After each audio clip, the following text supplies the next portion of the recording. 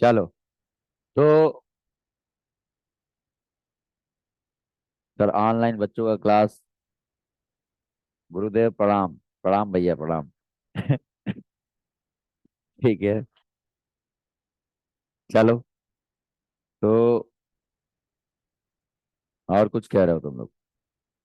ठीक। सारे फ्रेंड्स को बोल दो क्लास ज्वाइन करने के लिए, सभी लोग ज्वाइन करें। नहीं तो फिर आगे की क्लासेस समझ नहीं आएंगी। तो आप बताओ, जावा स्क्रिप्ट है क्या? क्यों यूज करते हैं जावा स्क्रिप्ट का? हाँ, स्क्रिप्टिंग लैंग्वेज है। क्लाइंट साइड स्क्रिप्टिंग हाँ, क्लाइंट साइड स्क्रिप्टिंग लैंग्वेज है। थोड़ा सा मैं इंट्रोडक्शन की बात करूं जावा स्क्रिप्ट की। मैम से करा दो। हम्म, चलो। क्लास स्टार्ट होते ही ड्रॉ करना स्टार्ट कर दिया।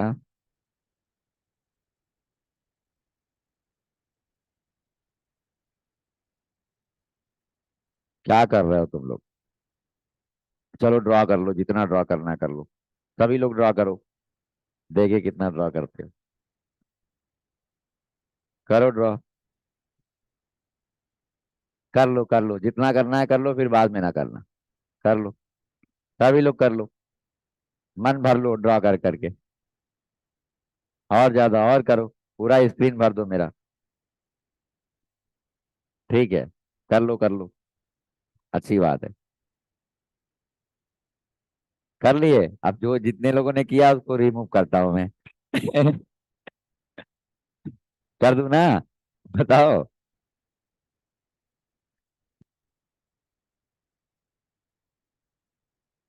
क्या बात है, तुम लोगों ने डिजाइन बना दिया है? हाँ, अच्छी डिजाइनिंग हो गई। हैं? बस अब तो रहने दो। अब रहने दो, हो गया। चलो रहने दो अब, ठीक है। अब नहीं कर पाओगे। ठीक। खुश? मजा आ गया? चलो अब पढ़ लो। छोटे बच्चों वाली हरकतें हैं तुम लोगों के। हैं? ठीक है चलो। तो जावा स्क्रिप्ट की मैं बात करूं। जावा स्क्रिप्ट एक क्लाइंट साइड स्क्रिप्टिंग लैंग्वेज है।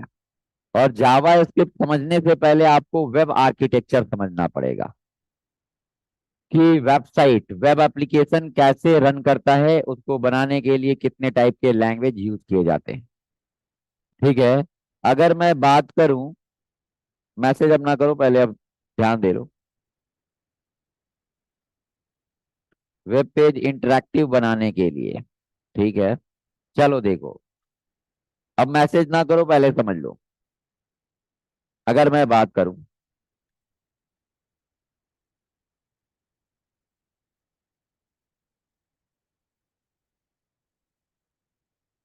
चलो देखो क्या करना। अगर मैं वेब आर्किटेक्चर की बात करूं, लाइट पेन मंगा देना थोड़ा। बोल दो पेन देने के लिए।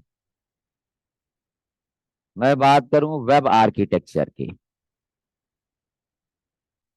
कोई भी वेब एप्लीकेशन, वेब आर्किटेक्चर,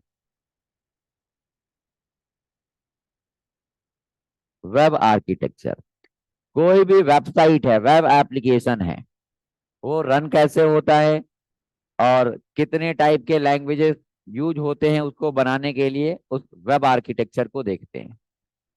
तो देखो वेब एप्लीकेशन, ये रिकॉर्डिंग के लिए रिक्वेस्ट ना करो, वो डिजाइन हट जाता है, फिर मुझे मुझे बार बार ड्रा करना पड़ेगा। अब कोई, बस कोई ना कोई कोई मैसेज नहीं करेगा अभी जब तक मैं ड्रा कर रहा हूँ, क्योंकि बीच में कोई रिक्वेस्ट भेज दोगे वीडियो रिकॉर्डिंग का या मैसेज करोगे तो स्क्रीन हट जाएगा। तो अभी केवल देखो, किसी को कोई मैसेज नहीं करना। रुक जाओ, अभी हम हटा देते हैं। नो वन का कर देते हैं आपको। देखो क्या करना, समझो ध्यान से सभी लोग। वेब आर्किटेक्चर, वेबसाइट बनाना है,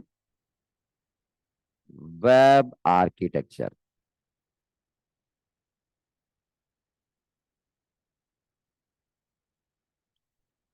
वेब आर्किटेक्चर, देखो कोई भी वेबसाइट है, और वेबसाइट, कोई भी वेबसाइट बनाने के लिए हमें तीन टाइप के लैंग्वेज की रिक्वायरमेंट होती है।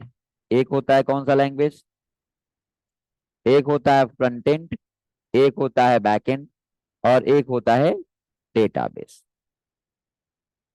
Front end, back and, database. किसी भी वेबसाइट को बनाने के लिए तीन टाइप के लैंग्वेज, क्लाइंट साइड लैंग्वेज, एक होता है client side language, client side language, और server side language, server side language, और डेटाबेस लैंग्वेज, डेटाबेस लैंग्वेज। ठीक है, डेटाबेस लैंग्वेज। कोई भी वेबसाइट, वेब एप्लीकेशन डेवलप करने के लिए client side language, server side language, और डेटाबेस लैंग्वेज यूज किए जाते हैं। जैसे आपने पहले पढ़ा था फ्रंट एंड, डिजाइनिंग लैंग्वेज पढ़ा था, उसके बाद बैक एंड पढ़ रहे हो, उसी प्रोजेक्ट में डेटाबेस भी पढ़ रहे हो ना, इतने सारे टाइप के लैंग्वेजेस आपने पढ़ा। ठीक है, तो वेबसाइट बनाने के लिए तीन टाइप के लैंग्वेज यूज किए जाते हैं। क्लाइंट साइड लैंग्वेज होता क्या है? क्लाइंट का मतलब क्या होता है?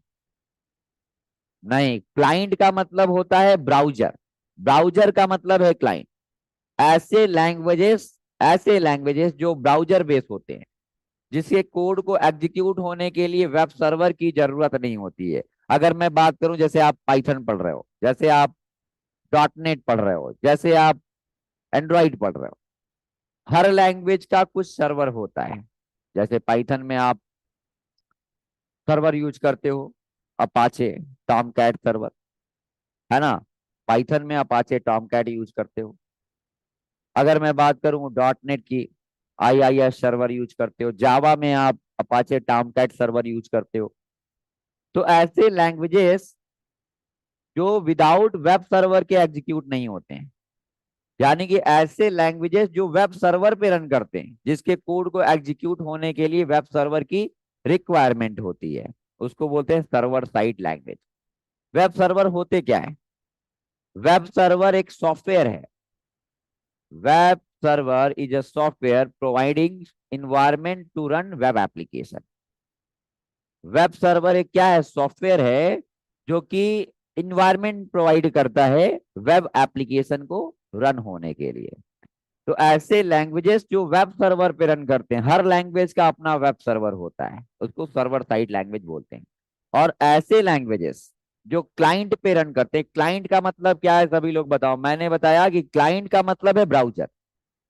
ब्राउजर को ही क्या बोलते हैं? क्लाइंट। अब ब्राउजर बेस्ड लैंग्वेज के कोड को एग्जीक्यूट होने के लिए वेब सर्वर की रिक्वायरमेंट नहीं होगी। आप ये बताओ, HTML पढ़ना है तो कोई आप सॉफ्टवेयर इंस्टॉल करते हो क्या? कोई सर्वर इंस्टॉल करते हो? बोलो। नहीं। जावा स्क्रिप्ट पढ़ना है, कोई सर्वर इंस्टॉल कर, अब एडिटर की मैं बात नहीं कर रहा हूँ कि आप एडिटर इंस्टॉल कर रहे हो VS कोड, वो सर्वर नहीं है। आप क्या करते हो? वो तो कोड लिखने के लिए एडिटर है। तो ऐसे लैंग्वेजेस जो ब्राउजर बेस होते हैं, क्लाइंट बेस, क्लाइंट का मतलब है ब्राउजर, ऐसे लैंग्वेजेस जो ब्राउजर बेस होते हैं उसको बोलते हैं क्लाइंट साइड लैंग्वेज। जो ब्राउजर पे रन करते हैं, जिसके कोड को एग्जीक्यूट होने के लिए सर्वर के रिस्पॉन्स का, यानी कि वेब सर्वर की नीड नहीं होती, उसको बोलते हैं क्लाइंट साइड लैंग्वेज। क्लाइंट का मतलब क्या? क्लाइंट का मतलब क्या? ब्राउजर। ब्राउजर बेस्ड लैंग्वेज को बोलते हैं क्लाइंट साइड लैंग्वेज। ऐसे लैंग्वेजेस जो ब्राउजर पे ही रन कर जाते हैं, जिसके कोड को एग्जीक्यूट होने के लिए सर्वर से कम्युनिकेशन नहीं करना पड़ता है, हमें सर्वर इंस्टॉल नहीं करना पड़ता है, उसको बोलते हैं client side language. Server side language, ऐसे लैंग्वेज जो क्लाइंट पे रन करते हैं, ब्राउजर बेस होते हैं, ब्राउजर पे रन करते हैं, उसको क्लाइंट साइड लैंग्वेज बोलते हैं। सर्वर साइड लैंग्वेज जो वेब सर्वर पे रन करते हैं, ऐसे लैंग्वेजेस जो वेब सर्वर पे रन करते हैं, उसको बोलते हैं सर्वर साइड लैंग्वेज। और डेटाबेस लैंग्वेज जो क्लाइंट और सर्वर को कनेक्ट करने के लिए जो यूज करते हो लैंग्वेज उसको बोलते हैं डेटाबेस लैंग्वेज। डेटाबेस, हाँ, वेब एप्लीकेशन। प्रोग्रामिंग लैंग्वेज अभी बता रहा हूं मैं कि जो प्रोग्रामिंग लैंग्वेज होते हैं वो सर्वर पे रन करते हैं, वेब सर्वर पे रन करते हैं, ब्राउजर पे रन नहीं करते हैं। पाइथन यूज करना है, पाइथन का सॉफ्टवेयर बिना वेब सर्वर इंस्टॉल किए बिना पाइथन को यूज नहीं कर सकते हो। जावा यूज करना, जेडीके, जावा का सॉफ्टवेयर जेडीके इंस्टॉल करते हो ना, विदाउट इंस्टॉल किए यूज नहीं कर सकते हो। लेकिन पाइथन का आपको अपाचे टॉमकैट सर्वर इंस्टॉल करना पड़ेगा, जैम सर्वर, वैम सर्वर इंस्टॉल करते तभी, सॉरी पाइथन नहीं, पीएचपी, तो ही कोड यूज कर सकते हो। डॉट नेट यूज करना है तो आपको IIS server, internet information system install करते हो, देन यूज करते हो। तो ऐसे लैंग्वेजेस जो वेब सर्वर पे रन करते हैं उसको बोलते हैं सर्वर साइड लैंग्वेज, और जो क्लाइंट पे यानी कि ब्राउजर बेस होते हैं उसको बोलते हैं क्लाइंट साइड लैंग्वेज, जिसके कोड को एग्जीक्यूट होने के लिए किसी सर्वर की रिक्वायरमेंट नहीं होती है। अगर मैं बात करूं तो देखो, अगर मैं बात करूं तो क्लाइंट साइड लैंग्वेज, क्लाइंट का मतलब है वेब ब्राउजर, आप कह सकते हो यहाँ पे वेब ब्राउजर, वेब ब्राउजर, ये वेब ब्राउजर, ठीक है, वेब ब्राउजर। और क्लाइंट साइड लैंग्वेज में कौन कौन से लैंग्वेज आते हैं, जैसे आपने HTML, CSS, JS, jQuery, React JS, Vue.js, Vue.js, है ना, एंगुलर JS या एंगुलर, एंगुलर अब तो आ गया है 15, एंगुलर, एंगुलर JS पहले फर्स्ट एडिशन था, अब एंगुलर 15 चल रहा है, ऐसे बहुत सारे एंड मैनी मोर, ठीक है। ये लैंग्वेजेस क्लाइंट साइड हैं, ये लैंग्वेज क्लाइंट साइड है, ब्राउजर बेस्ड लैंग्वेज है। सर्वर साइड लैंग्वेज, ऐसे लैंग्वेजेस जो वेब सर्वर पे रन करते हैं, जैसे ऐसे लैंग्वेजेस जो वेब सर्वर पे रन करते हैं, जैसे आप, मैं बात करूं सर्वर साइड लैंग्वेज, जावा, नोड जेएस, ठीक है, PHP, ASP, JSP, ASP, JSP, Python, है ना। तो ये सब जब जो लैंग्वेज है सर्वर साइड लैंग्वेज है, मैनी मोर। और डेटाबेस लैंग्वेज, बहुत सारे डेटाबेस लैंग्वेज जानते हो ना, जैसे MS SQL, माई सिक्वल है ना, MS एक्सेस है, MS एक्सेस है, मारी, हाँ सर्वर साइड है, सर्वर साइड है। नोड जेएस जो है सर्वर साइड है, ठीक है। और MS Access, Maria DB, Oracle, और Mongo DB, and many more, ये सब क्या है, डेटाबेस लैंग्वेज है।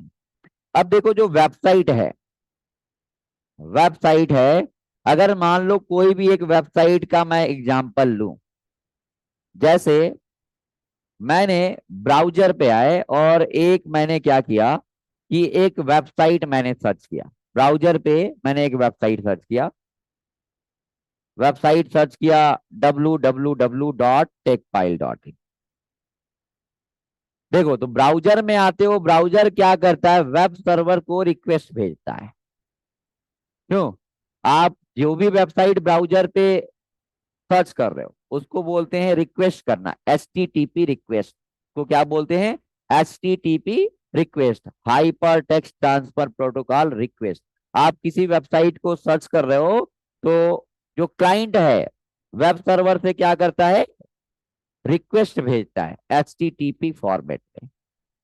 यानी किसी वेबसाइट को आपको सर्च करना है तो आपने ब्राउजर पे गए, क्लाइंट पे गए, क्लाइंट हमेशा क्या करता है, वेब सर्वर से रिक्वेस्ट करता है, और वेब सर्वर क्लाइंट को रेस्पॉन्स करता है, रेस्पॉन्स भेजता है। आपने टेकफाइल.इन सर्च किया, मतलब क्या है कि आपने HTTP रिक्वेस्ट भेजा वेब सर्वर को, इसको क्या बोलते हैं, HTTP रिक्वेस्ट, इसको क्या बोलते हैं, HTTP रिक्वेस्ट। और इसके करेस्पॉन्डिंग ये क्या करता है, वेब सर्वर। वेब क्लाइंट का काम क्या है, क्लाइंट का काम क्या है कि वेब सर्वर को रिक्वेस्ट भेजना और उसके रिस्पांस को हैंडल करना। रिक्वेस्ट किया आपने वेब सर्वर से, आपने वेबसाइट, मान लो कोई सर्वर साइड वेबसाइट है, कोई डायनेमिक वेबसाइट है, मैंने होस्ट करके रख दिया है, मैंने सर्च किया सर्वर पे वो वेबसाइट है या नहीं है, सर्वर आपको रिस्पॉन्स करेगा। तो क्लाइंट का काम क्या होता है कि एचटीटीपी रिक्वेस्ट भेजना वेब सर्वर को, और वेब सर्वर के रिस्पांस को हैंडल करना, कि जो आपको उसका आउटपुट देगा, जो आपको रिस्पांस करेगा, उसको हैंडल करके ब्राउजर पे दिखाना। ये काम होता है इसका, क्लाइंट का। ठीक है, तो ये क्या भेजता है, ये जो आप रिक्वेस्ट करते हो इसको बोलते हैं एचटीटीपी रिक्वेस्ट, और सर्वर क्या करता है, एचटीटीपी रेस्पॉन्स भेजता है, रेस्पॉन्स। ठीक है, एचटीटीपी रेस्पॉन्स। इसके करेस्पॉन्डिंग देखो, डेटा डेटा से कनेक्ट करने के लिए, यानी कि आपको कम्युनिकेट करने के लिए डेटाबेस का क्या काम है कि इसको और इसको इसको वेब सर्वर को और क्लाइंट को, दोनों को एक दूसरे से जोड़ने के लिए, कम्युनिकेट कराने के लिए डेटाबेस लैंग्वेज का यूज करते हैं। और पूरे इस प्रोसीजर को देखो, अगर मैं बात करूं तो 3 लेयर में डिवाइड किया गया है। इसको बोलते हैं प्रेजेंटेशन लेयर, इसको बोलते हैं प्रेजेंटेशन लेयर। ये पूरा कोड प्रेजेंटेशन के काम आता है। ये वाला जो है इसको बिजनेस लॉजिक लेयर बोलते हैं, और इसको बोलते हैं डेटा एक्सेस लेयर। ये है आपका डेटा एक्सेस लेयर। ठीक है, ये क्या है, ये है आपका, ये ड्रॉ कर लो, ये है आपका data access layer. Layered wise मैं बात करूं तो इसको बोलते हैं, इसके अंतर्गत ये आता है डेटा एक्सेस लेयर। और जो भी लॉजिक क्रिएट किया जाता है आपके वेबसाइट से रिलेटेड, तो वो है इस लेयर को बोलते हैं business logic layer, business logic layer, business logic layer. और ये कौन सा लेयर है, ये प्रेजेंटेशन के काम आता है। ये है आपका प्रेजेंटेशन लेयर। अगर मैं बात करूं, इसको और क्या बोल सकते हैं, इसको बोल सकते हैं फ्रंट एंड। इसको क्या बोल सकते हैं, हाँ, और क्या बोल सकते हो, फ्रंट एंड। इन सारे लैंग्वेजेस को बोलते हो फ्रंट एंड। इसको बोल सकते हो बैक एंड। ये वाला जो है इसको बोल सकते हैं बैक एंड, बैक एंड और, सॉरी, बैक एंड और ये डेटाबेस। फ्रंट एंड लैंग्वेज, इसमें फ्रंट एंड लैंग्वेज आ गई, ये बैक एंड लैंग्वेज है, और ये है आपका डेटाबेस लैंग्वेज, डेटाबेस लैंग्वेज। देखो, तो मैंने बताया कि क्लाइंट का काम क्या होता है, सभी लोग बताओ। हाँ, क्लाइंट का काम होता है वेब सर्वर को रिक्वेस्ट भेजना और वेब सर्वर के रिस्पांस को हैंडल करना, ब्राउजर पे, उसको ब्राउजर पे दिखाना हैंडल करके। क्लाइंट का काम क्या होता है, क्लाइंट होता क्या है, क्लाइंट का मतलब आप ये समझ लो कि वेब ब्राउजर को क्लाइंट बोलते हैं। और क्लाइंट का काम क्या होता है कि वेब सर्वर को रिक्वेस्ट भेजना और उसके रेस्पॉन्स को हैंडल करना। वेब सर्वर का, वेब सर्वर क्या करता है, वेब सर्वर होता क्या है, वेब सर्वर का काम क्या है, बताओ। वेब सर्वर का काम होता है कि इन्वायरमेंट बनाता है, आपके वेब एप्लीकेशन को रन होने के लिए इन्वायरमेंट प्रोवाइड करता है। वेब सर्वर क्या करता है, इन्वायरमेंट प्रोवाइड करता है आपके वेब एप्लीकेशन को रन होने के लिए। और ये क्या करता है कि क्लाइंट के रिक्वेस्ट को हैंडल करता है और उसके करस्पॉन्डिंग रिस्पॉन्स भेजता है क्लाइंट को। ये क्या करता है, ये वेब सर्वर क्या करता है, क्लाइंट के रिक्वेस्ट को हैंडल करता है और उसके करस्पॉन्डिंग रिस्पॉन्स भेजता है। क्या कोई प्रॉब्लम? हाँ, हाँ, क्या हम नहीं आएंगे, हम तो ऑनलाइन है ना, बता दो, करा लो। ठीक है, इसको सेव कर लेते हैं, रुक जाओ, चलो रुक जाओ। इसको मैं सेव कर लेता हूं JS नाम से डेस्कटॉप पे। ठीक है। तो फ्रंट एंड बैक एंड को कनेक्ट करने के लिए ये डेटाबेस। चलो, तो यहां पे आते हैं presentation layer, business logic layer and data access layer. मैं बात करूं जावा स्क्रिप्ट की, क्लाइंट साइड लैंग्वेज, ऐसे लैंग्वेजेस जो क्लाइंट पे, वेब ब्राउजर पे रन करते हैं उसको बोलते हैं client side language. Server side language जो वेब सर्वर पे रन करते हैं उसको बोलते हैं सर्वर साइड लैंग्वेज। और डेटाबेस लैंग्वेज जो डेटा आपको मैनेज करने के लिए, डेटा को स्टोर करने के लिए, अपडेट करने के लिए, डिलीट करने के लिए आप यूज करते हो, डेटाबेस लैंग्वेज पढ़ चुके हो। तो आते हैं, चलो देखते हैं। अगर मैं बात करूं जावा स्क्रिप्ट की, मैं डायरेक्टली जावा स्क्रिप्ट पे आता हूं। मैं जावा स्क्रिप्ट का पे आता हूं। तो देखो जावा स्क्रिप्ट क्यों यूज करते हैं। मैं पीपीटी से बहुत टाइम नहीं लूंगा, मैं आपको थोड़ा सा बेसिक आइडिया पीपीटी से दे देता हूं। देखो इधर सामने देखो आप।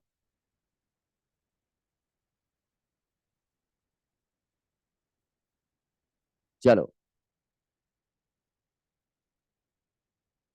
तो क्लाइंट साइड स्क्रिप्ट क्या होता है बताओ।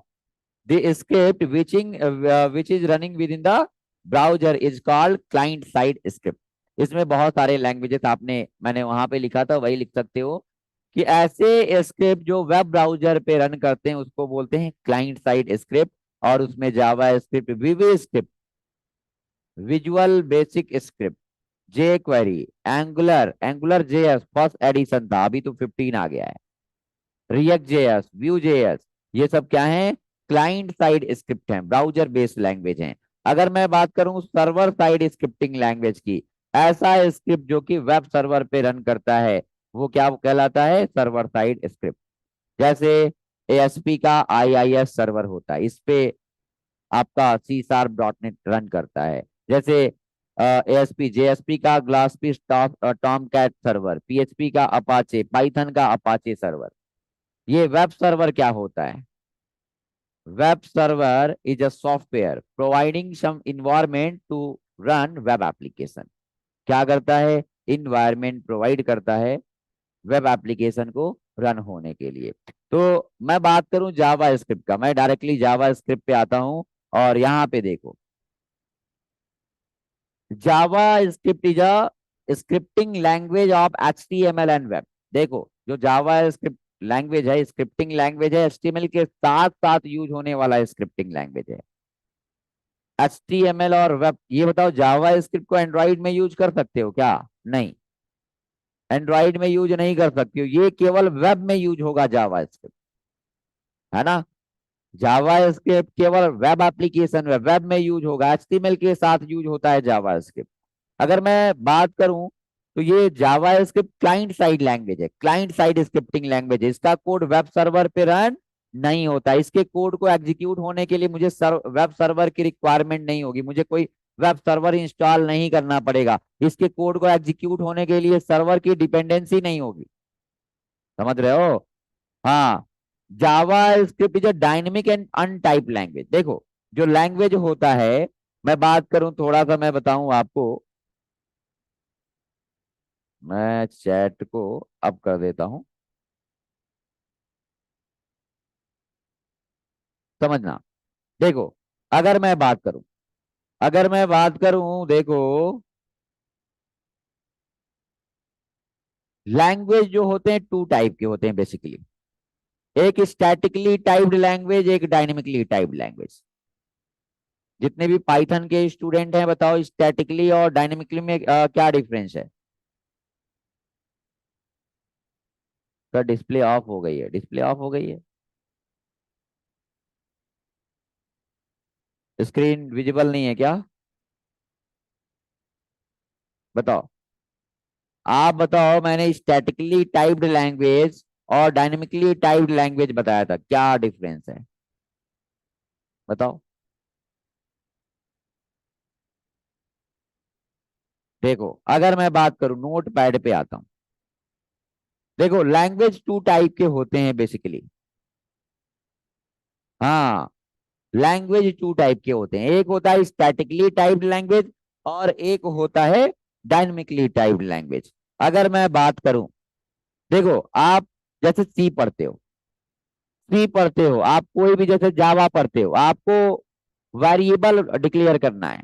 अगर आपको वेरिएबल डिक्लेयर करना है तो उससे पहले अगर मैं बात करूं कि मैंने यहाँ पे लिख दिया x=10, y=20 या 30.5, मैंने z इक्वल कर दिया राम, a इक्वल कर दिया ट्रू, a इक्वल कर दिया ट्रू। इसका डेटा टाइप है क्या? इसका डेटा टाइप क्या है बताओ, सभी लोग बताओ। इंटीजर। इसका डेटा टाइप क्या है? इसका डेटा टाइप क्या है? और इसका डेटा टाइप क्या है? डेटा टाइप होता क्या है? डेटा टाइप का यूज क्यों करते हो बताओ? हमारे वेरिएबल पे, हमारे वेरिएबल पे किस टाइप का डेटा प्रेजेंट है, ये रिप्रेजेंट करने के लिए आप डेटा टाइप यूज करते हो। बोलो, हम डेटा टाइप का यूज क्यों करते हैं? कि हमारे वेरिएबल पे डेटा कैसा प्रेजेंट है, ये प्रेजेंट करने के लिए, ये रिप्रेजेंट करने के लिए आप डेटा टाइप यूज करते हो। तो अगर मैं बात करूं कि इस पे डेटा टाइप कैसा है, 10 है, तो ये कैसे पता? तो इससे पहले आपको इसको रिप्रेजेंट करने के लिए आपको यहां पे लिखना पड़ेगा क्या? इंट। लिखते हो ना? बोलो, हमारे वेरिएबल पे किस टाइप का डेटा प्रेजेंट है, ये रिप्रेजेंट करने के लिए आप डेटा टाइप यूज करते हो। अगर मैंने यहां पे बात किया ये फ्लोट टाइप का है, तो इससे पहले क्या लिखते हो? फ्लोट लिखते हो। यहां पे स्ट्रिंग टाइप का है तो क्या लिखते हो? स्ट्रिंग, है ना? यहाँ पे बुलियन तो क्या लिखते हो? बुलियन लिखते हो ना? तो ऐसे लैंग्वेजेस जिसमें आपको डेटा टाइप खुद से डिफाइन करने की जरूरत होती है, इसको बोलते हैं स्टैटिकली टाइप्ड लैंग्वेज। अगर मैं बात करूं, यहाँ ये है, ये आपका स्टैटिकली टाइप्ड लैंग्वेज है। तो स्टैटिकली टाइप्ड लैंग्वेज है, अगर अगर स्टैटिकली टाइप्ड लैंग्वेज है, statically typed language, statically typed language, statically typed language है, स्टैटिकली टाइप्ड बोल सकते हो या स्ट्रांगली टाइप बोल सकते हो, या स्ट्रांगली टाइप बोल सकते हो। स्ट्रांगली टाइप बोल सकते हो, है ना? Strongly type. तो स्टैटिकली टाइप, स्टैटिकली टाइप्ड या स्ट्रांगली टाइप्ड में होता क्या है कि आपको वेरिएबल डिक्लेयर करना है तो उससे पहले डेटा टाइप यूज करना पड़ेगा। यहाँ पे बुलियन ये है आपका फ्लोट टाइप का, तो आपने फ्लोट लिख लिया। यहाँ पे स्ट्रिंग टाइप का है तो आपने स्ट्रिंग लिख लिया। अगर यहाँ पे आपका बुलियन टाइप का है तो लिख लिया बुलियन। तो अगर मैं बात करूं कि जिसमें आपको वेरिएबल डिक्लेयर करने के लिए डेटा टाइप खुद से डिफाइन करना कंपलसरी होता है, उसको बोलते हैं स्टैटिकली टाइप्ड लैंग्वेज या स्ट्रांगली टाइप्ड लैंग्वेज। और जिस लैंग्वेज में आपको डेटा टाइप खुद से डिफाइन करने की जरूरत नहीं है, मैंने कर लिया ए, मैंने कर लिया 20 20.5, मैंने सी कर लिया राम, और मैंने डी कर लिया ट्रू। तो यहां पे इसका डेटा टाइप क्या है? इसका डेटा टाइप क्या है? इंटीजर। इसका डेटा टाइप क्या है? फ्लोट। इसका डेटा टाइप क्या है? स्ट्रिंग। इसका डेटा टाइप क्या है? लेकिन यहाँ पे मुझे इस पोजीशन पे मुझे डेटा टाइप डिफाइन करने की नीड नहीं है। प्रोवाइडेड वैल्यू के अकॉर्डिंगली जैसी वैल्यू प्रोवाइड करोगे, वैसा इसका डेटा टाइप डायनेमिकली कंसीडर्ड कर लिया जाएगा। आपको केयर करने की जरूरत नहीं है कि यहाँ पे इंटीजर टाइप का वैल्यू है तो उससे पहले इंट लिखे। समझ पा रहे हो? बोलो, यानी कि आपको यहाँ पे डेटा टाइप डिफाइन करने की जरूरत नहीं है। आप किसी भी टाइप का वैल्यू दो, आपको डेटा टाइप लिखने की जरूरत नहीं है। प्रोवाइडेड वैल्यू के accordingly data type automatic consider कर लिया जाएगा। ठीक है ना? तो रिकॉर्डिंग लगा है कि नहीं? लगा है ना? हाँ। तो जिस लैंग्वेज में आपको डेटा टाइप खुद से डिफाइन करने की जरूरत नहीं है, नहीं होती है, जिसमें प्रोवाइडेड वैल्यू के according data type dynamically defined हो जाता है, उसको बोलते हैं डायनेमिकली टाइप्ड लैंग्वेज। बस समझो, ये छोटा छोटा इसको मैं कई बार बता चुका हूँ, पाइथन में भी बता चुका हूँ और भी लैंग्वेजेस में बता चुका हूँ।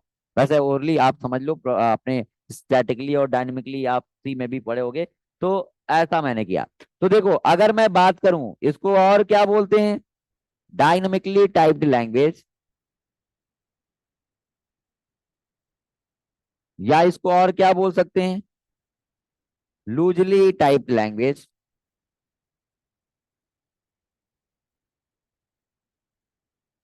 ठीक है। जैसे अगर मैं बात करूं सी कैसी लैंग्वेज है, आप बताओ। सी कैसी लैंग्वेज है, स्टैटिकली क्यों, क्योंकि वहां पे डेटा टाइप आप डिफाइन करते हो। जैसे लैंग्वेज हो गया सी, सी प्लस प्लस, हो गया C sharp language, Java language, है ना, जावा, ये सब लैंग्वेज क्या है आपके, एंड मैनी मोर, ये सब लैंग्वेज क्या है, स्टैटिकली टाइप्ड। और यहाँ पे मैं बात करूं ऐसे लैंग्वेज जिसमें आपको डेटा टाइप खुद से डिफाइन करने की जरूरत नहीं है, उसको बोलते हैं डायनेमिकली टाइप्ड लैंग्वेज। जैसे आपका एग्जाम्पल की मैं बात करूं तो जैसे जावा स्क्रिप्ट हो गया, जे क्वेरी हो गया, जैसे पाइथन हो गया, पाइथन हो गया, जैसे आपने रिएक्ट देख लिया, रिएक्ट जेएस हो गया, एंड मेनी मोर लैंग्वेज। तो ये क्या है, ये डायनेमिकली टाइप्ड लैंग्वेज हैं। आपको यहाँ पे डेटा टाइप खुद से डिफाइन करने की जरूरत नहीं होती है, प्रोवाइडेड वैल्यू के accordingly data type automatic considered कर लिया जाएगा। अब देखो जावा स्क्रिप्ट में मैं आपको सी के कॉन्सेप्ट नहीं पढ़ाने वाला हूँ, सी के कॉन्सेप्ट को हम यूज करेंगे। ऑपरेटर वही सी वाला है, आपका लूप वही सी वाला है, फॉर लूप, वाइल लूप, है ना, वही यूज करेंगे। तो फिर से यहाँ पे वही चीज पढ़ने का कोई मतलब नहीं है। हमें पढ़ना है जावा स्क्रिप्ट का कॉन्सेप्ट, और फॉर इफ कंडीशन आप ऑपरेटर वही वाला वैसे जो सी में पढ़ाया आपने वही यूज करोगे। ठीक है, तो करना क्या है, क्या मैसेज कर रहे हो।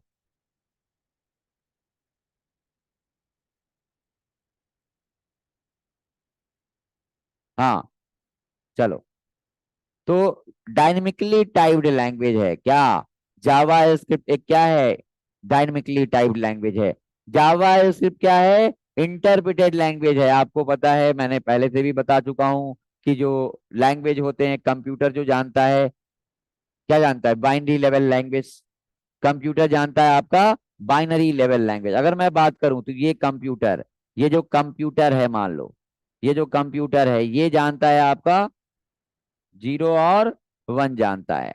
ये कंप्यूटर केवल और केवल zero one zero one zero one जानता है, zero one zero one zero one zero one, ये कंप्यूटर केवल यही लैंग्वेज जानता है, जीरो वन। इसको क्या बोलते हैं, binary level language, low level language, या आप बोल सकते हो binary level language, binary level language, है ना, बाइनरी लेवल, या मशीन लेवल लैंग्वेज। ये सारे इतने सारे इसके नाम हैं। कंप्यूटर जानता है लो लेवल लैंग्वेज। और अगर मैं बात करूं कि आप जो कोड लिखते हो उसको बोलते हैं हाई लेवल लैंग्वेज, जिसमें आप कोडिंग प्रोग्रामिंग करने के लिए यूजर फ्रेंडली लैंग्वेज, जिसमें कोडिंग प्रोग्रामिंग करने के लिए आप इंग्लिश अल्फाबेट को का यूज करते हो, उसको बोलते हैं, मैं फास्टली थोड़ा बता देता हूं तो उसमें उसको बोलते हैं हाई लेवल लैंग्वेज। जैसे ये आप हो मान लो, ये भाई साहब आप हैं, ठीक है, और आप कौन सा लैंग्वेज जानते हैं, हाई लेवल लैंग्वेज, ये आपको मैंने बना दिया। ठीक है, तो आप जानते हो हाई लेवल लैंग्वेज, आप जानते हो high level language. High level language में क्या होता है, जिसमें कोडिंग करने के लिए, प्रोग्रामिंग करने के लिए इंग्लिश अल्फाबेट का यूज करते हैं। यानी कि आप यूज करते हो सी, आप यूज करते हो पाइथन, आप यूज करते हो जावा, आप यूज करते हो सी प्लस प्लस, ये सारे ही किस टाइप के लैंग्वेज हैं, हाई लेवल लैंग्वेज, जिसमें कोडिंग और कोडिंग करने के लिए, प्रोग्रामिंग करने के लिए इंग्लिश अल्फाबेट का यूज करते हैं, उसको बोलते हैं हाई लेवल लैंग्वेज। यानी कि आप जो कोड लिखते हो, आप जो कोड लिखते हो उसको बोलते हैं क्या, high level language, high level language. लेकिन अगर मैं बात करूं कंप्यूटर तो ये जानता ही नहीं है, कंप्यूटर हाई लेवल लैंग्वेज जानता है क्या, नहीं जानता है। यानी कि आप बताओ कि आप हिंदी जानते हो, आपको हिंदी लैंग्वेज आती है, और आपसे हम मराठी में बात करें तो आप समझ पाओगे, नहीं समझ पाओगे। तो कंप्यूटर से हमें क्या करना है, कंप्यूटर से हमें टास्क परफॉर्म कराना है कोई। हम चाहते हैं कि एक फैक्टोरियल का प्रोग्राम हमें प्रिंट कराना है कंप्यूटर से, कंप्यूटर से फैक्टोरियल का प्रोग्राम प्रिंट कराना है, तो ये बताओ कि कंप्यूटर के लैंग्वेज में इंस्ट्रक्शन देना पड़ेगा ना, तभी कंप्यूटर समझ पाएगा। तो कंप्यूटर जो आप कोड लिखते हो, जैसे सी के कोड लिखते हो, सी क्या है high level, C plus plus क्या है हाई लेवल, जावा क्या है हाई लेवल, जो कोड आप लिखते हो वो है हाई लेवल लैंग्वेज। ये कंप्यूटर नहीं जानता है। तो कंप्यूटर क्या करता है, आप लिखते हो जो, अगर आपको मैं बोल दूं कि आपको 0 और 1 का यूज करके कोडिंग करना है तो आप नहीं कर पाओगे, आप उसमें कंफर्टेबल नहीं हो, आप कंफर्टेबल हो इंग्लिश अल्फाबेट में।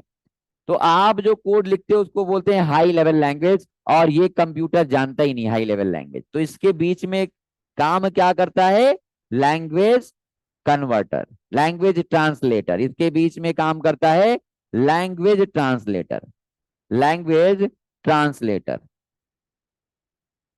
या लैंग्वेज कन्वर्टर, जिसका काम क्या होता है, हाई लेवल लैंग्वेज को, हाई लेवल लैंग्वेज को, हाँ जैसे कर लिया कंपाइलर, कंपाइलर या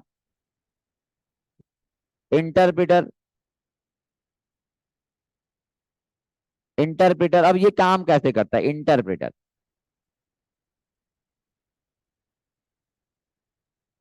हाँ मिडिल लेवल लैंग्वेज। चलो, तो यहां पे कर लिया इंटरप्रेटर। देखो, इंटरप्रेटर करना क्या है, इंटरप्रेटर कंपाइलर कैसे काम करता है बताओ, कंपाइलर कैसे कोड एग्जीक्यूट करता है। कंपाइलर इंटरप्रेटर का काम क्या होता है, ये काम क्या करता है, हाई लेवल लैंग्वेज को, हाई लेवल लैंग्वेज को लो लेवल लैंग्वेज में कन्वर्ट करना। लैंग्वेज कन्वर्टर का काम क्या होता है, हाई लेवल लैंग्वेज को लो लेवल लैंग्वेज में कन्वर्ट करना। अगर मैं बात करूं कंपाइलर, कंपाइलर कैसे काम करता है समझना। कंपाइलर अगर है तो कंपाइलर, मान लो कि आपने कोई कंपाइलर बेस्ड लैंग्वेज का कोड किया, जावा का कोड किया है। अगर कंपाइलर है तो कंपाइलर कैसे काम करता है, पूरे कोड का कन्वर्जन, अगर मैं बात करूं कि 5 लाइन का कोड, कोड आपने किया है, समझना आपने 5 लाइन का कोड किया है, और मान लो तीसरे लाइन में आपने कोई एरर किया है। अगर कंपाइलर है तो कंपाइलर क्या करता है, पूरे कोड का कन्वर्जन, यानी कि ये हाई लेवल लैंग्वेज है और लो लेवल में कन्वर्ट करेगा, तो पूरे कोड का कन्वर्जन एक बार में करता है। पूरे कोड को एक बार में रीड करेगा और लो लेवल यानी कि 0 और 1 के फॉर्मेट में कन्वर्ट कर देगा, 0 और 1 के फॉर्मेट में कन्वर्ट कर देगा। और सबसे इंपॉर्टेंट पॉइंट ये है कि ये हमने तीसरे लाइन में एरर किया था, जैसे सी आपने पढ़ा, तो सी में क्या होता है कि मान लो कि आपने तीसरे चौथे लाइन में एरर किया है, तो तीसरे लाइन का भी एरर दिखाता है और चौथे लाइन का भी एरर दिखाता है। मतलब क्या है कि तीसरा लाइन चौथा लाइन के बाद पांचवा छठवां लाइन सही है, तो वो भी कोड का कन्वर्जन रुकता नहीं है, वो भी कोड एग्जीक्यूट होता है। समझ रहे हो। तो यहाँ पे भी देखना कि मान लो कंपाइलर बेस्ड लैंग्वेज है और आपने तीसरे लाइन में कोई एरर किया है, तो पहला लाइन सही है ये एग्जीक्यूट, दूसरा लाइन सही है ये एग्जीक्यूट, तीसरा लाइन गड़बड़ है इसमें एरर है, एरर दिखाया ये भी एग्जीक्यूट, जहां पे एरर है वो दिखाएगा, उसके बाद का भी कोड कन्वर्जन होगा। इस लाइन में एरर था, उसके बावजूद भी ये लाइन कन्वर्ट हुआ, ये लाइन कन्वर्ट हुआ। पूरा कोड का कन्वर्जन एक बार में करेगा, और एरर आने पे भी कोड का कन्वर्जन रुकेगा नहीं। किसमें, कंपाइलर बेस्ड लैंग्वेज में। अगर यही इंटरप्रेटर है तो क्या होगा, मान लो कि अगर सेम वैसे ही मैं बात करूं कि अगर तीसरे लाइन में कोई एरर है और कोड का कन्वर्जन इंटरप्रेटर क्या करता है, लाइन बाय लाइन करता है। यानी कि पहला लाइन सही था एग्जीक्यूट हो गया, दूसरा लाइन सही था कन्वर्ट हो गया लो लेवल लैंग्वेज में, लेकिन तीसरे लाइन में कोई प्रॉब्लम है, यहाँ पे प्रॉब्लम है, तो यहां से लेके इसके कोड का कन्वर्जन नहीं होगा, यहीं पे कन्वर्जन रुक जाएगा। जब तक कि ये एरर सही नहीं होगा इसके आगे का कोड कन्वर्जन नहीं होगा, कन्वर्जन रुक जाएगा। अभी करके भी देखोगे आप, एक लाइन में एरर है तो उसके बाद का कोड कन्वर्ट नहीं होगा, एग्जीक्यूट ही नहीं होगा। तो ये जो कंप्यूटर, अगर मैं जावा स्क्रिप्ट की बात करूं तो इसमें कंपाइलर यूज करता है कि इंटरप्रेटर, इंटरप्रेटर, इंटरप्रेटर है तो आपको पता हो गया कि ये कोड कन्वर्ट कैसे करेगा, लाइन बाय लाइन करेगा। ठीक है, ये देखा आपने, JavaScript is a case sensitive language, ये केस सेंसिटिव है, यानी कि आप स्मॉल में आइडेंटिफायर बनाओगे, फंक्शन बनाओगे, वेरिएबल बनाओगे, स्मॉल में यूज करोगे, और कैपिटल में बनाओगे, कैपिटल में यूज करोगे। इसके इन्वेंटर कौन है बताओ? कब कब बनाया गया था जावा स्क्रिप्ट को? 1995 में। कौन सी कंपनी ने बनाया था? नेट स्केप कारपोरेशन ने। किसने बनाया था? ब्रेंडन ईच ने। इसका लोगो ये है।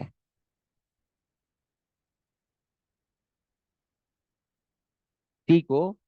ये हाँ, ठीक हो ना? ये जावा जावा स्क्रिप्ट की मैं बात कर रहा हूँ। ये नहीं डेनिस रिची, ये तो ये क्या है? ये ब्रेंडन ईच है। ब्रेंडन ईच है, डेनिस रिची नहीं है। देखो ना, ये ब्रेंडन ईच है। ठीक है। तो 1995, Netscape corporation, JavaScript, और इसके इन्वेंटर कौन? Brendan each.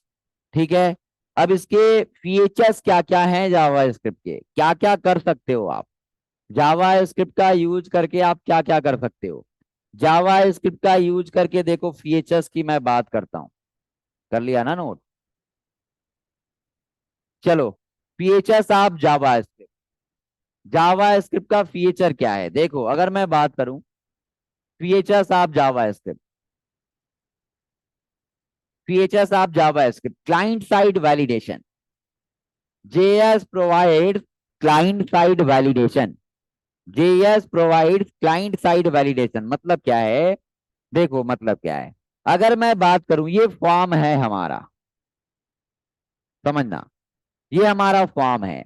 और फॉर्म क्लाइंट साइड का मतलब, पहले ये बताओ क्लाइंट का मतलब क्या है? Browser.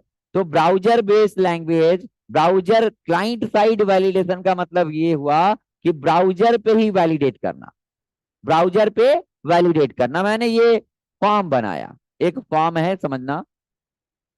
JS provides client side validation. चलो देखो, जैसे ये वेबसाइट कोई ओपन हुआ,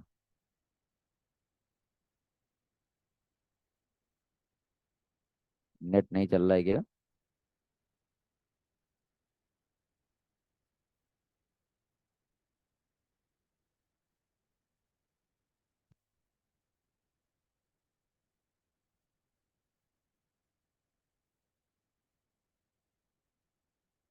हाँ, जैसे ये फॉर्म है,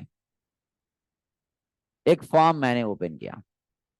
अब फॉर्म ओपन किया तो इस फॉर्म से डेटाबेस में वैल्यू स्टोर करना है, तो कोई भी यूजर गलत इंफॉर्मेशन यहां से ना भेज पाए। अब ये बताओ कि ये मोबाइल नंबर है, और मोबाइल नंबर में हम ब्राउजर पे ही चेक करा लें कि आप वैलिड मोबाइल नंबर एंटर कर रहे हो कि नहीं। अगर वैलिड नहीं है तो हम आगे सर्वर पे भेजेंगे ही नहीं, फॉर्म को सबमिट ही नहीं करेंगे, सबमिट बटन काम नहीं करेगा। हम ऐसा करना चाहते हैं। हम चाहते हैं कि मोबाइल नंबर, और मोबाइल नंबर में मैंने इतने डिजिट टाइप कर दिए। और देखो, पहले तो ये ऐसा भी हो सकता है कि जब तक फिल है तब तक ये फॉर्म फिल ना हो। हमने कर लिया, चलो राम लिख दिया, और यहाँ पे लिख दिया, देखो इतने सारे नंबर लिख दी। क्या ये वैलिड मोबाइल है? क्या हमें आपका नंबर सही मिल पाया? क्या नहीं मिल पाया? तो ये ब्राउजर पे ही वैलिडेट कर लेना कि आप जो इंफॉर्मेशन फिल कर रहे हो वो सही है कि गलत है। अगर गलत है तो हम आगे उसको डेटाबेस में सेव ही नहीं करने देंगे, और वेब सर्वर पे भेजेंगे ही नहीं। ब्राउजर पे ही चेक कर लेना। हम चाहते हैं मोबाइल नंबर है, तो मोबाइल नंबर कितने डिजिट का होता है? 10 का। Mobile number, Indian mobile number कितने से स्टार्ट होता है? +91 तो कंट्री कोड है।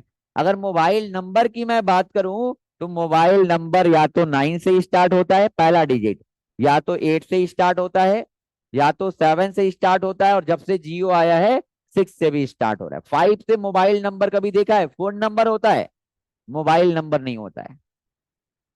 तो इसके लिए वैलिडेशन लगा सकते हैं कि यूजर का जो नंबर एंटर कर रहा है, या तो 9 हो, या तो 8 हो, या तो 7 हो, या तो 6 हो, और 10 डिजिट का हो, तभी वैलिड माना जाएगा। इसके लिए आप ब्राउजर पे चेक कर सकते हो।